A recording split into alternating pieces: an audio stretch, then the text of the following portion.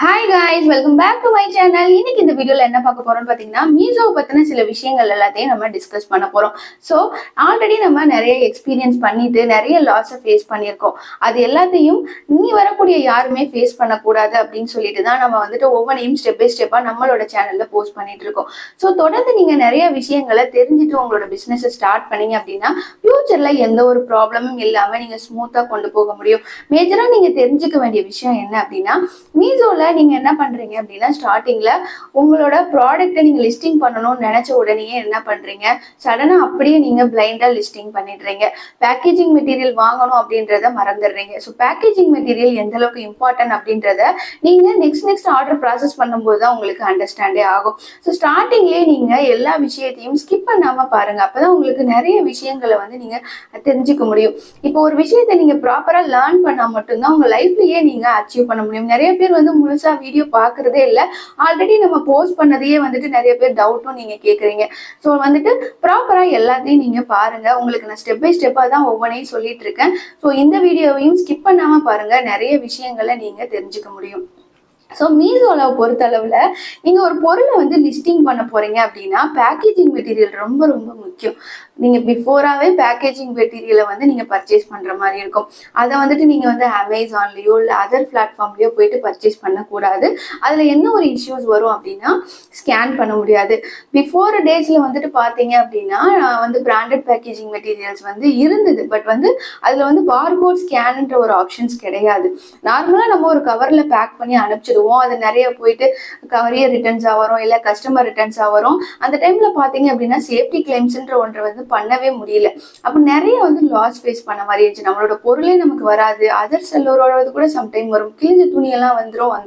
எல்லாத்தையும் நான் வந்து இந்த வீடியோல டைரக்டாவே உங்கள்கிட்ட சொல்லலான் இருக்கேன். ஏன்னா இதெல்லாம் நீங்க ஒரு அவேர்னஸா நீங்க தெரிஞ்சுக்கணும். அப்பதான் வந்து உங்களோட பிசினஸ் நெக்ஸ்ட் லெவலுக்கு நீங்க மூவ் பண்ண முடியும்.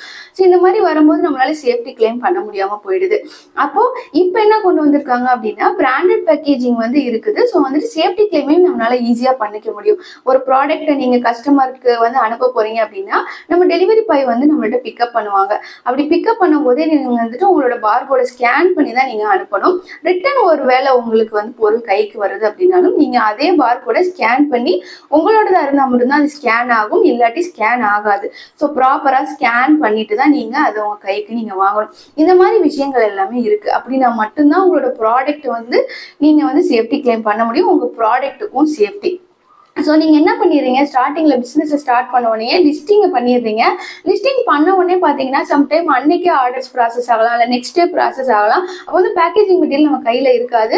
ஏதோ ஒன்று நம்ம அனுப்பணுமே சொல்லிட்டு நம்ம அனுப்பிடுவோம். அந்த மாதிரி டைமில் என்ன ஆகும் அப்படின்னா, இப்போ ஒரு 10 ஆர்டர்ஸ் உங்களுக்கு வந்திருக்குன்னு வச்சுக்கோங்களேன். 2 ஆர்டர்ஸோ 3 ஆர்டர்ஸோ கஸ்டமரை போய் ரீச் ஆகுது. அப்போ ரிமைனிங் உள்ள எல்லாமே நமக்கு வந்துட்டு நம்ம கைக்கு வருது, ப்ராப்பராக நம்ம கைக்கு வரல. இந்த மாதிரிலாம் இருக்கும்போது நீங்கள் ப்ராப்பராக ஸ்கேன் பண்ணி அனுப்பிச்சிருக்க மாட்டீங்க கியூஆர் கோடை.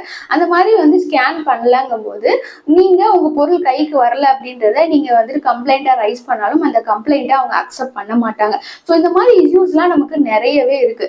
இது எல்லாத்தையும் நீங்க ப்ராப்பரா தெரிஞ்சுக்கணும் அப்படின்னா நிறைய விஷயங்களை நீங்க அனலைஸ் பண்ற மாதிரி இருக்கும். என்னதான் நான் சொன்னா கூட நீங்க எக்ஸ்பீரியன்ஸ் பண்ணும்போது தான் இந்த விஷயங்கள் எல்லாத்தையும் கத்துப்பீங்க. நான் ரிப்பீட்டடா அதான் சொல்லுவேன். மீஷோவை பொறுத்தளவுல நமக்கு வந்துட்டு எல்லாமே வந்துட்டு உண்மையான ஆர்டர்ஸே கிடையாது. நிறைய ஃபேக் ஆர்டர்ஸ் நமக்கு வரும். நிறைய விஷயங்களை நான் ஆல்ரெடி ஃபேஸ் பண்ணனாலதான் எல்லா விஷயங்களும் மற்றவங்களுக்கும் போய் ரீச் ஆகணும், இதனால யாரும் சஃபர் ஆயிடக்கூடாது அப்படின்றதுக்காக தான் இந்த ஒரு வீடியோ. ஸோ வந்துட்டு நீங்க எந்த விஷயம் பண்ணாலும் ப்ராப்பரா தெரிஞ்சுட்டு பண்ணுங்க. நெக்ஸ்ட் பண்ணக்கூடிய விஷயம் என்ன அப்படின்னா, இப்போ உங்கள்கிட்ட வந்துட்டு அதிகமான குவான்டிட்டி இருக்கலாம்.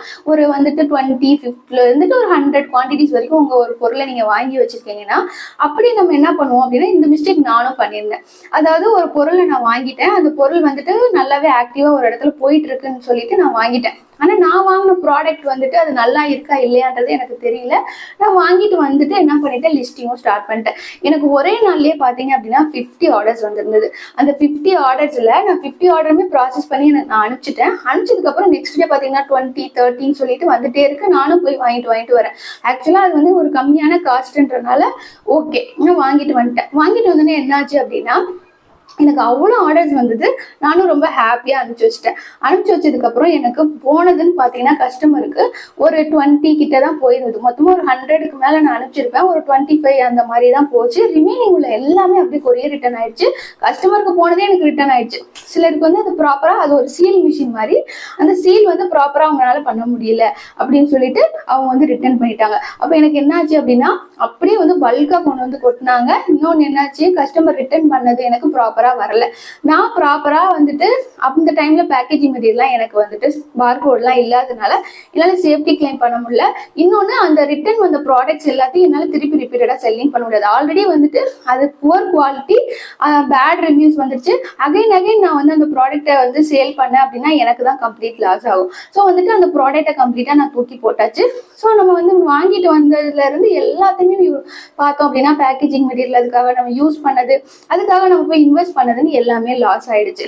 ஸோ வந்துட்டு இந்த மாதிரி இஷ்யூஸ்லாம் நமக்கு வந்துட்டு நிறையவே வந்து இந்த இ-காமர்ஸ் பிளாட்ஃபார்ம்ல இருக்கும். அப்போ நம்ம என்ன பண்ணணும், நீங்க ஸ்டார்டிங்ல வந்துட்டு ஒரு 5 இல்ல 10 குவான்டிட்டிஸ் வந்து ஃபர்ஸ்ட் லிஸ்டிங் பண்ணுங்க. லிஸ்டிங் பண்ணிட்டு என்ன பண்ணணும் அப்படின்னா அது வந்து ப்ராப்பரா போய் கஸ்டமரா ரீச் ஆகுதா, அது ரீச் ஆயிட்டு நமக்கு நல்ல ரிவ்யூஸ் வருதா, ரிட்டர்ன் வருதா, எல்லாத்தையும் அப்சர்வ் பண்ணுங்க. சில ப்ராடக்ட்லாம் பார்த்தீங்க அப்படின்னா நம்ம பார்க்கும்போது அது நல்லா இருக்கும். ஒரு இடத்துல போயிட்டு டைரக்டா பார்த்துருக்க மாட்டோம், வீடியோஸ் மூலமா பார்த்துருப்போம், அது நல்லா அட்ராக்டிவா இருக்கும், நம்ம ஆர்டர் போட்டுருவோம். இல்லை நேர்லயே போய் பார்ப்போம், அது இன்கேஸ் நமக்கு பிடிச்சி வாங்கிட்டு வருவோம். அது யூஸ் பண்ணி பார்த்தா தான் தெரியும் அது எந்த அளவுக்கு நமக்கு ஒரு ஒர்த் இல்லையான்னு சொல்லிட்டு. நம்ம சடனா வந்துட்டு ஆர்டரை ப்ராசஸ் பண்ணும்போது ஸோ அவங்களுக்கு பிடிக்கலன்னு ரிட்டர்ன் ஆகும்போது நமக்கு நிறைய லாஸஸ் வந்து ஃபேஸ் பண்ணிட்டே இருப்போம் ரிப்பீட்டடா. ஏன்னா நமக்கு ரிட்டர்ன் வரும்போது ரிட்டர்ன் சார்ஜ் பண்ணுவாங்க, டபுள் த சார்ஜ் வரும். அதாவது இங்கிருந்து போனது அங்கிருந்து வந்ததுன்னு சொல்லிட்டு 2 சார்ஜஸ் வந்து நமக்கு மைனஸ்ல போகும். நீங்க செல்லிங் பண்ணியிருக்கக்கூடிய அமௌண்ட் பார்த்தீங்கன்னா 100 ருபீஸா இருக்கும். ஆனால் நமக்கு ரிட்டர்ன் அமௌண்ட் பார்த்தீங்கன்னா 150 180 இருக்கும். அப்போ வந்து இதை பார்த்தீங்கன்னா தெரியும் உங்களுக்கு எவ்வளோ லாஸ் வந்து அதில் ஃபேஸ் பண்ண வேண்டியிருக்கு. ஸோ வந்துட்டு நீங்க மெயினா பண்ண வேண்டிய விஷயம், ஆர்டர் நீங்க ஃபர்ஸ்ட் அனுப்புறீங்க அப்படின்னா ஒரு 2 ஆர்டர் 3 ஆர்டர் மக்களுக்கு போய் சேர்ந்ததுக்கு அப்புறமா அவங்கள்ட்ட வந்துட்டு ப்ராப்பரா அவங்களுக்கு போயிருச்சா. மோஸ்ட்லி பாத்தீங்கன்னா நமக்கு வந்து உடனே வந்துட்டு ரிவ்யூஸ் கிடைக்க ஆரம்பிக்கும் மீஷோ பொறுத்த அளவுல. ஸோ வந்துட்டு அந்த மாதிரி ரிவ்யூஸ் நமக்கு வருதா, பேமெண்ட் கரெக்டா வருதா, ப்ராஃபிட்டபிளா வந்து நிக்குதா, எல்லாத்தையும் நீங்க அப்சர்வ் பண்ணுங்க. இதெல்லாம் அப்சர்வ் பண்ணீங்கன்னா அப்படின்னா உங்களுக்கு ஃபியூச்சர்ல எந்த ஒரு ப்ராப்ளமும் வராது. மோஸ்ட்லி நம்ம இது எல்லாத்தையும் பாக்குறதே இல்லை. நமக்கு நிறைய ஆர்டர்ஸ் வரும், நிறைய பேர் நம்ம சொல்லலாம், நம்ம ரிலேட்டிவ்ஸா இருக்கட்டும், இல்ல நம்ம வந்துட்டு சோசியல் மீடியாக்கள்ல கூட நம்ம பார்த்திருப்போம், நமக்கு நிறைய ஆர்டர்ஸ் வர்ற மாதிரி காட்டுவாங்க. ஸோ இது எல்லாமே பார்த்துட்டு நமக்கும் இந்த மாதிரி ஆர்டர்ஸ் வரும். அந்த அவங்க வந்து பாத்தீங்கன்னா ஒரு பாசிட்டிவான விஷயங்களை வந்து ஷேர் பண்ணிருக்கலாம், அவங்களுக்குள்ள நடந்த நெகட்டிவான விஷயங்களை ஷேர் பண்ணாதனால நமக்கு இந்த விஷயம் எல்லாம் தெரியாமலே போயிடுது. ஸோ வந்துட்டு நமக்கு பிளாட்ஃபார்ம் நல்ல பிளாட்ஃபார்ம் தான், ஆனா அதுல சுத்தி நடக்கக்கூடிய விஷயங்கள் வந்துட்டு கரெக்டா இல்லை. ஸோ நம்ம அதுக்கேற்ற மாதிரி சூட்டபிளா பிளெக்சிபிளா நம்மள மாத்திக்கணும்.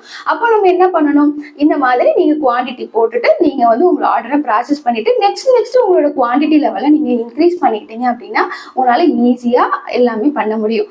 மோஸ்ட்லி வந்துட்டு ஒரு ப்ராடக்ட் நீங்க வாங்கிட்டு வர்றீங்க அப்படின்னா அந்த ப்ராடக்ட் எந்த அளவுக்கு இருக்கு, அது ஓகேவான்றதை நீங்க ஒரு வாட்டி செக் பண்ணுங்க.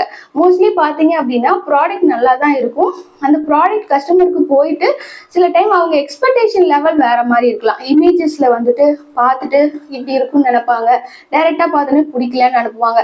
அப்போ வந்துட்டு நமக்கு 1 2 3ன்னு ஒரு ரிட்டர்ன்ஸ் வரும்போது நீங்க என்ன பண்ணணும், அந்த ப்ராடக்டே இமீடியட்டா நீங்க ஸ்டாப் பண்றது நல்லது. ஃபியூச்சர்ல வந்துட்டு உங்களுக்கு இன்கேஸ் வந்து அந்த ஆர்டர்ஸ் வந்து நிறைய நீங்க போடும்போது அந்த ஆர்டர்ஸ் வந்து கண்டினியூஸா ரிட்டர்ன்ஸ் வந்துட்டே இருந்துச்சுன்னா உங்களுக்கு அது மைனஸ்ல தானே போகும். அப்போ நீங்க ஃபர்ஸ்ட் அப்சர்வ் பண்ணுங்க, எந்த ப்ராடக்ட் வந்துட்டு கரெக்டா போகுது, அது ரிட்டர்ன் ஆகாம இருக்கா, பீப்புளுக்கு அதுக்கு பிடிச்சிருக்கா, எல்லா விஷயங்களையும் நீங்க அனலைஸ் பண்ணும்போது இந்த மாதிரி ரிட்டர்ன்ஸ் அவாய்ட் பண்ணலாம். உங்களுக்கு வந்து ரிட்டர்ன் போட போட போட போட உங்களுக்கு மைனஸ் ஆகிட்டே வரும், அந்த மாதிரி மைனஸ் ஆகாம இருக்கிறதையும் நீங்க அவாய்ட் பண்ணலாம். ஸோ இந்த மாதிரி விஷயங்கள் எல்லாத்தையும் நீங்க தெரிஞ்சுக்கிட்டு ப்ராப்பரா ஸ்டார்ட் பண்ணுங்க. அதனாலதான் எல்லா விஷயங்களையும் நான் ப்ராப்பரா ஸ்டெப் பை ஸ்டெப்பா உங்களுக்கு நான் எக்ஸ்பிளைன் பண்ணிட்டே இருக்கேன். ஸோ மீஷோல இப்போ ரீசெண்டா பாத்தீங்க அப்படின்னா நம்ம சப்ஸ்கிரைபர்லயே நிறைய பேர் கால் பண்ணியிருந்தீங்க. ஆல்ரெடி அவங்கள்ட்ட நான் வந்து டைரக்டாவே சொல்லியிருந்தேன், நீங்க பேக்கேஜிங் மெட்டீரியலை பர்ச்சேஸ் பண்ணிட்டு அதுக்கப்புறம் வந்து உங்களோட ஆர்டர் நீங்க ப்ராசஸ் பண்ணுங்கன்னு சொல்லிட்டு. அவங்க பண்ண மிஸ்டேக் என்ன அப்படின்னா ஆர்டர் வந்ததை அவங்க ப்ராசஸ் பண்ணி அனுப்பிச்சிட்டாங்க. ஒரு 4 5 ஆர்டர் அனுப்பிச்சிட்டாங்க. அதுல அனுப்பிச்சதுல போன 4ல் வந்துட்டு 4மே ரிட்டர்ன் ஆகி கஸ்டமர் அவங்களுக்கு வந்துருச்சு. ஸோ நான் அவங்க வாங்கினது வந்து அமௌண்ட் வந்து கம்மி, ஆனால் அவங்க மைனஸ்ல நிற்கிற அமௌண்ட் பார்த்தீங்கன்னா ஜாஸ்தி நிற்குது சொல்லிட்டு ரொம்பவே ஃபீல் பண்ணாங்க. ஸோ ஸ்டார்டிங்ல வந்துட்டு எல்லாருமே வந்துட்டு அமௌண்ட்டை கையில வச்சுட்டு நம்ம பிஸ்னஸை ஸ்டார்ட் பண்ண மாட்டோம். ஏன்னா நம்ம கிட்ட வந்து அமௌண்ட் இருக்காது, ஏதோ ஒன்று நம்ம எக்ஸ்ட்ராவா இன்கம் சோர்ஸ் பண்ணணும்னு நினைப்போம்.